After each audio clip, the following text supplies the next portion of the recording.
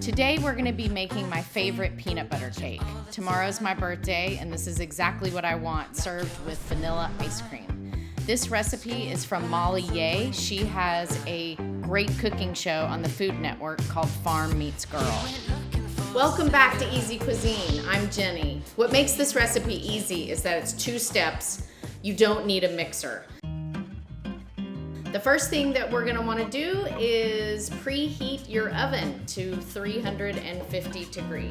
Take a 8x8 baking pan. I'm doing a round baking pan. You could do a square baking pan. Trace the bottom of the pan on a piece of parchment paper. Cut it out. Grease your pan with either butter or cooking spray and place parchment paper on the bottom of the pan. Then you're gonna take your big bowl and add 1 cup of sugar, 1 cup of flour. I'm using gluten-free flour. Regular flour is fine. My favorite gluten-free flour is cup for cup. You can get it at Williams-Sonoma. I've also found it at Whole Foods. 3/4 teaspoon salt, 3/4 teaspoon baking powder, and 3/4 teaspoon baking soda. Mix it with a whisk just to make sure that it's all combined. Second step, grab a medium bowl, add 1 large egg, 1 teaspoon vanilla extract, 1/2 cup buttermilk, 1/4 cup flavorless oil like canola oil or vegetable oil, 6 tablespoons water, and 1/2 cup creamy peanut butter. Unsweetened if you have it, but if you don't, that's okay.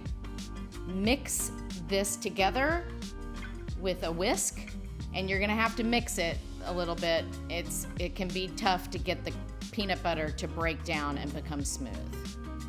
Now you're going to add the wet ingredients to the dry ingredients, pour them together, and mix it with a spoon until smooth. Now you're ready to pour it into your baking pan.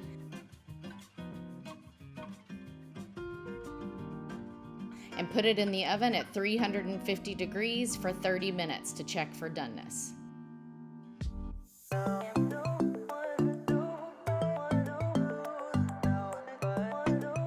Okay, the timer just went off for 30 minutes. I'm gonna pull the cake pan out of the oven and grab a toothpick and insert the toothpick into the center. And if it comes out clean, it's done. I wanna make sure that it's fully set and nice and brown. Next, I'm gonna let it cool in the pan for at least 10 minutes, and then I will carefully take it out of the pan and put it either on an iron rack or my cake stand to let it cool completely.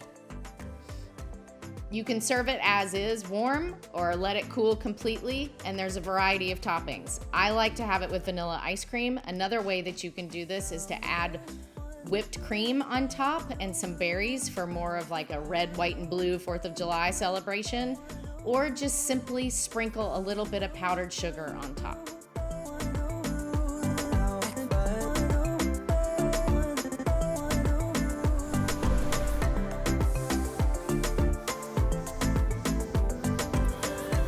Come on, get them all, get them all, oh, it's kind of cheating, Hit like and subscribe. Turn on your notifications so you don't miss a future episode.